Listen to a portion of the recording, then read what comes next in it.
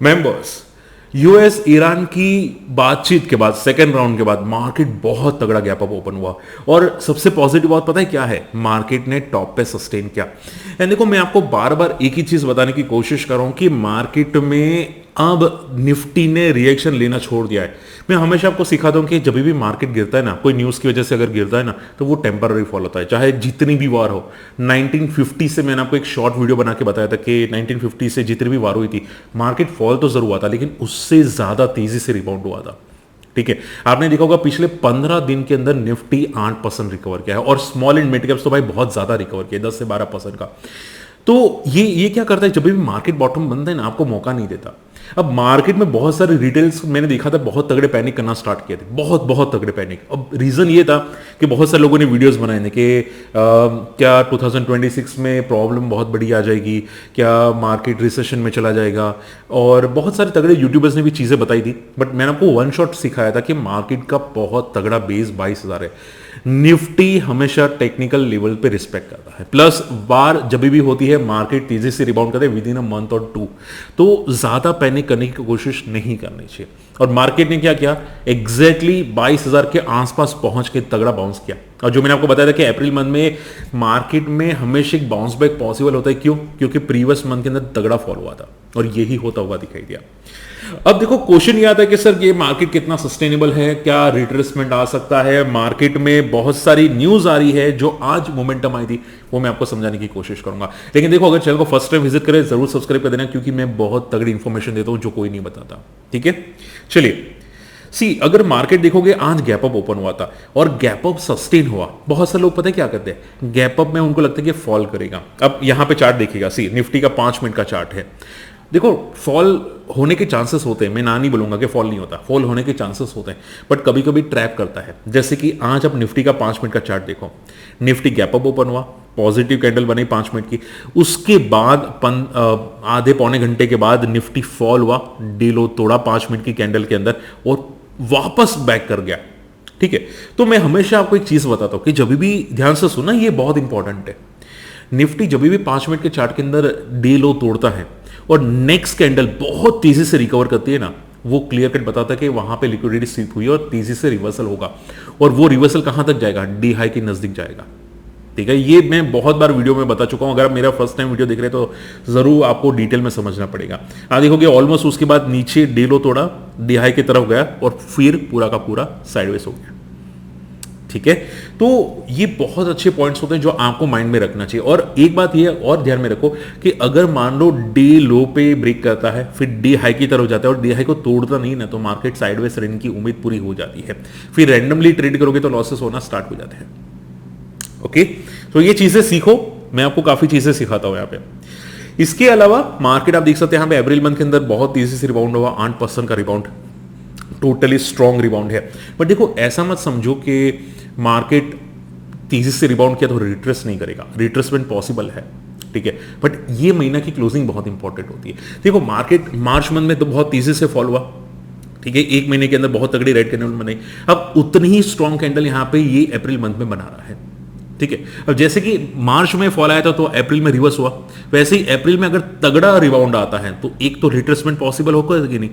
ठीक है, एक रिट्रेस तो पॉसिबल है ना, तो हमेशा याद रखो मार्केट कभी वन शॉट नहीं जाता, वो एक छोटा रिट्रेस करता ही करता है। अब वो छोटा रिट्रेस कभी कभी बड़ा भी बन जाता है, जैसे कि अप्रैल मंथ पे हुआ। ठीक है, तो वो पॉजिटिव सिग्नल हो जाते हैं, जब भी बड़ा रिट्रेसमेंट होता है पॉजिटिव सिग्नल बनते हैं। ठीक है, आप देखोगे सिर्फ इंडियन के मार्केट नहीं, ग्लोबल मार्केट भी रिबाउंड किया। पाकिस्तान का मार्केट 10,000 पॉइंट 2 दिन में रिकवर किया। हालांकि हमको पाकिस्तान से कोई लेता देता नहीं है, बट आप देखो शॉर्ट एंड सिंबल में ये समझो ग्लोबल मार्केट तेजी से रिबाउंड हुआ, S&P 500 लाइफ हाई के आसपास ही है ऑलमोस्ट। अब देखो मार्केट में अभी भी वार की न्यूज़ है। मैंने सुना है कि भाई यूएस ईरान अभी भी कुछ डील में समझौता नहीं कर पा रहे, न्यूक्लियर वार, न्यूक्लियर रिलेटेड या स्ट्रेट ऑफ हॉर्मुज़ के रिलेटेड, तो अभी भी थोड़े इश्यूज हैं। और आई थिंक यूएस ने वापस एक ट्रू शिप भेजी है, ठीक है, स्ट्रेट ऑफ हॉर्मुज़ की तरफ। तो प्रॉब्लम्स अभी भी है, बट मार्केट उसको रिएक्ट नहीं करा। क्यों रिएक्ट नहीं करा? क्योंकि मार्केट ऑलरेडी ये सभी रिएक्शंस पहले कर चुका है, तो उसका एक झटका आ चुका है। अब ज्यादा पैनिक करने की कोशिश नहीं करनी है।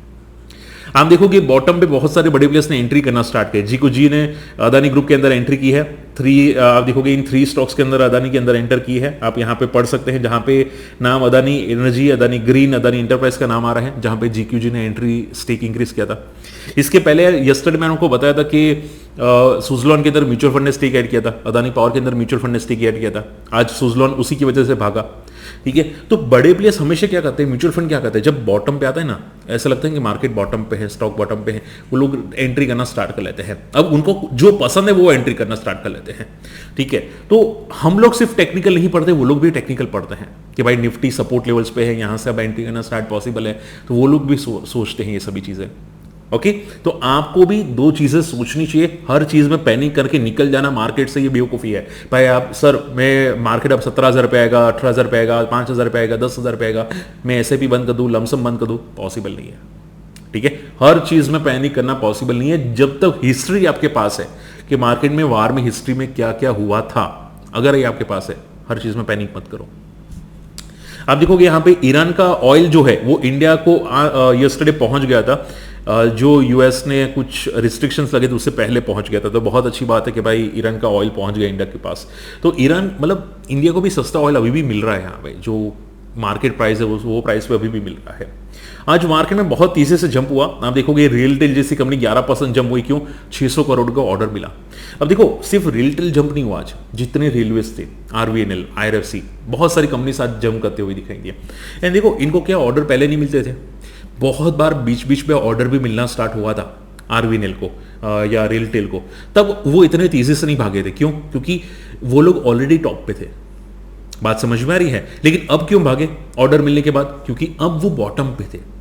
ठीक है, तो हमेशा याद रखो कि ऑर्डर का इंपैक्ट हर लेवल पे नहीं आता। बहुत सारे रिटेल को ये पता नहीं होता कि सर ऑर्डर मिल रहा है, कल ये पॉजिटिव होगा। क्यों क्यों क्यों सोच रहे हो, क्यों सोच रहे हो ये चीजें? ठीक है, तो हमेशा याद रखो कि स्टॉक का लेवल्स भी मैटर करता है न्यूज पे। ओके, अगर मान लो निफ्टी 21,000 पे होता या 20,000 पे होता ना, तो ये वार का न्यूज रिएक्ट भी नहीं करता निफ्टी। ठीक है, अगर मान लो पहले से 26 से 21 पर पहुंच गया होता, मे बी बजट की वजह से, फलाना वजह से, डीकम की वजह से, तो ये रिएक्ट भी नहीं करता। क्यों? क्योंकि ऑलरेडी बहुत तगड़ा पिट चुका है। ओके, सो माइंड में हर चीज आपको क्लियर होनी चाहिए, हर चीज क्लियर होनी चाहिए। और मैं हमेशा बोलता हूं बड़े प्लेयर्स हो तो स्टॉक भागते, वरना स्टॉक भी नहीं मोमेंटम करते। आप देखोगे यहाँ पे सी ग्रो के अंदर आज 7% मोमेंटम आई थी। क्यों? क्योंकि ब्रोकरेज हाउस बुलिश थी इसके अंदर। मैंने ये तक सुना कि किसी म्यूचुअल फंड ने एंट्री की है ग्रो के अंदर। इवन अभी यहाँ पे डेटा आया था कि जहां पे मार्केट के अंदर रिटेल पार्टिसिपेशन काफी कम हो चुका है, वहां भी ग्रो लाइफ फॉल ही नहीं किया, उल्टा लाइफ हाई के आसपास पहुंचता हुआ दिखाई, लाइफ हाई को ब्रेक किया। क्यों? क्योंकि ब्रोकरेज हाउस पोलिश है, बड़े प्लेयर्स अंदर है इसके अंदर, म्यूचुअल फंड ने एंट्री की है जिसकी वजह से। ओके, सो हमेशा बोलता हूं कि मार्केट को देखो बड़े प्लेयर्स कहां पे हैं। वो स्टॉक जनरली नहीं गिरता, जहां पे बड़े प्लेयर्स है वो जो स्टॉक नहीं गिरता।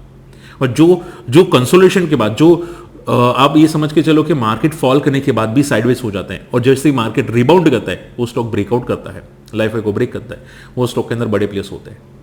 बात समझ में आ रही है? तो ये चीजें आपको माइंड में रखनी चाहिए। सुजलॉन आप देखोगे 7% इंक्रीज मोमेंटम किया। म्यूचुअल फंड वाले बड़े प्लेयर्स तो ये बोले कि सुजलॉन में अभी 36% अपसाइड है। अब देखो मैं कोई रिकमेंडेड नहीं कर रहा हूं यहाँ पे, नो, कोई भी रिकमेंडेड पॉसिबल नहीं है मेरे से, आप सभी लोग जानते हैं।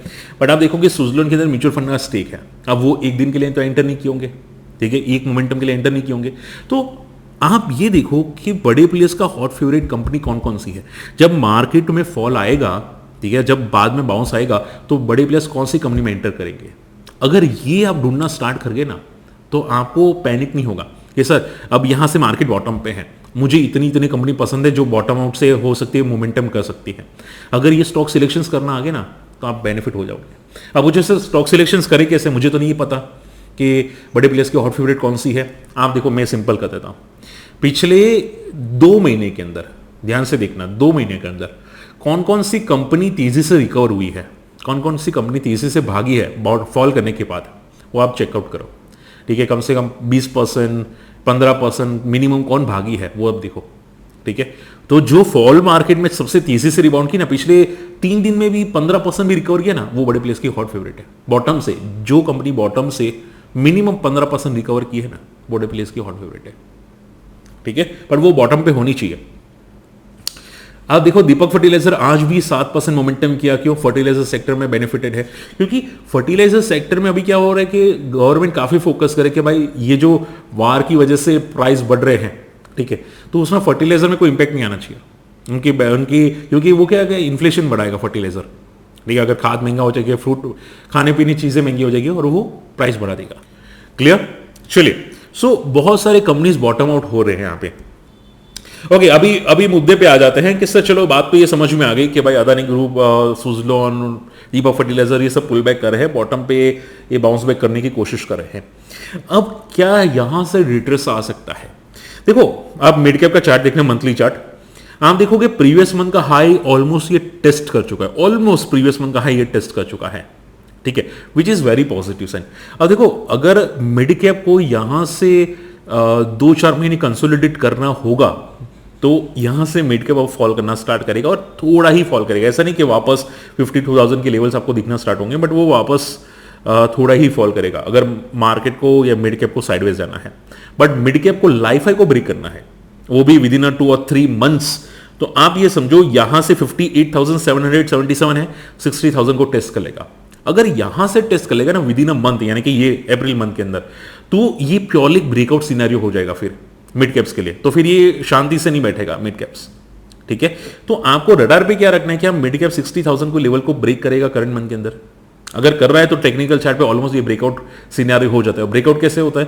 प्रीवियस मंथ का हाई को क्रॉस करना, वो भी वॉल्यूम्स के साथ, इसको बोलते हैं ब्रेकआउट, ठीक है। तो आप देखो कि अगर मार्केट को 60,000 के ऊपर जाना है, अगर 60,000 को टेस्ट भी हुआ तो ये फटाफट निकल जाएगा मार्केट, फिर रिट्रेस करने भी नहीं आएगा। फिर रिटेल को तो भूल जाओ, रिटेल तो शांति से बैठे रहेंगे, मतलब वो आईपीएल देखेंगे या पता नहीं चले जाएंगे मार्केट से, ठीक है, जैसे अभी निकल गए रिटेल मार्केट से। तो उनको ये चीजें नहीं पता होता, ये मार्केट हमेशा रिटेल को निकालता है। रिटेल जो होते हैं ना, वो उनको पता नहीं होता कि भाई बॉटम पे एवरेज नाम की चीज भी होती है। म्यूचुअल फंड को भी ऐसे भी कर सकते हैं, ऐसे म्यूचुअल फंड में लमसम भी कर सकते हैं बॉटम पे, ये नहीं पता होता, वो सीधे मार्केट से निकल जाते हैं। अगर उस टाइम पे रहते ना तो market with in a month जो मोमेंटम किया ना 12% मिड कैप्स में, वो कोई एफडी में भी नहीं होता, म्यूचुअल फंड में अगर आपने फोकस किया होता, ठीक है। अगर आप म्यूचुअल फंड में इंटरेस्टेड है मुझे कमेंट कर सकते हैं, मेरी हमारे लिंक से अकाउंट ओपन कर सकते हैं, और जैसे ही ओपन कर लेते हैं ईमेल कर देना और हमारी टीम आपको कांटेक्ट कर लेगी और मैं आपको प्रॉपर गाइड कर दूंगा म्यूचुअल फंड के अंदर, ठीक है। इसके अलावा निफ्टी की बात करनी चाहिए। निफ्टी में देखो अभी प्रीवियस मंथ का हाई क्रॉस नहीं हुआ है, तो निफ्टी का प्रीवियस मंथ का हाई 25,000 के आसपास है। निफ्टी का फिबोनाची रिट्रेसमेंट 24,400 का है। सो दोनों में से कोई भी एक लेवल टूटनी चाहिए, या 24,400 या 25,000 का लेवल टूटना चाहिए। ये दोनों में से कोई भी एक टूटता है ना तो मार्केट तेजी से रिकवर करेगा, वरना क्या होगा, वरना मार्केट में बहुत ज्यादा पैनिक नहीं होगा, but sideways fall to sideways हो जाएगा। जैसे आज मार्केट हुआ, हाई पे गया, वापस थोड़ा फॉल हुआ, साइडवेज हो गया, ठीक है। ये पैटर्न्स होती है जो आपको सीखनी है, और मार्केट में पैटर्न्स चलती है, बड़े प्लेयर्स पैटर्न्स को फॉलो करते हैं। क्यों बड़े प्लेयर्स पैटर्न्स को फॉलो करते हैं? क्योंकि वो खुद रिसर्च एनालिस्ट होते हैं, वो खुद रजिस्टर्ड होते हैं, और मार्केट में ये सब कुछ हमको सिखाया जाता है, ठीक है। वो टेक्निकल्स को स्टडी करते हैं, वही टेक्निकल्स को यूज करते हैं, म्यूचुअल फंड वाले एंटर करते हैं, जो हम लोग सीखते हैं। क्लियर? चलिए, अब गोल्ड स्पॉट यूएस डॉलर्स की बात करें, गोल्ड, तो गोल्ड आप देखोगे यहाँ पे एक छोटा सा रिट्रेसमेंट हुआ है, एक्सपेक्टेड था क्योंकि प्रीवियस मंथ के अंदर तगड़ा फॉल हुआ था। तो इस मंथ छोटा सा रिट्रेसमेंट है, बट कॉशियस रहना क्योंकि ये महीना में रिट्रेसमेंट छोटा ही एक्सपेक्टेड है। अगर ये सस्टेन नहीं हुआ रिट्रेसमेंट तो बहुत हाई चांस है कि नेक्स्ट मंथ या next to next month gold गिरेगा, ये बात याद रखिएगा, ठीक है, क्योंकि यहां पे टॉप बन चुका है गोल्ड के अंदर, और अगर यहां से फॉल करता है तो मार्केट वापस 4,000 को टेस्ट करने की कोशिश करेगा गोल्ड। So be careful. चलिए, होप आज का वीडियो समझ में, एटलीस्ट लाइक कर दो, कुछ भी डाउट है सपोर्ट के लिए कमेंट कर दो, बाकी वीडियो शेयर करना आपके ग्रुप के अंदर, क्योंकि ऐसे इन्फॉर्मेटिव वीडियोस नहीं मिलते। और आपने किसी में एवरेज किया कि नहीं, म्यूचुअल फंड में किया कि नहीं, किसी में भी मुझे कॉमेंट करना, ठीक है। बाकी मिलते अगले वीडियो में, बाय।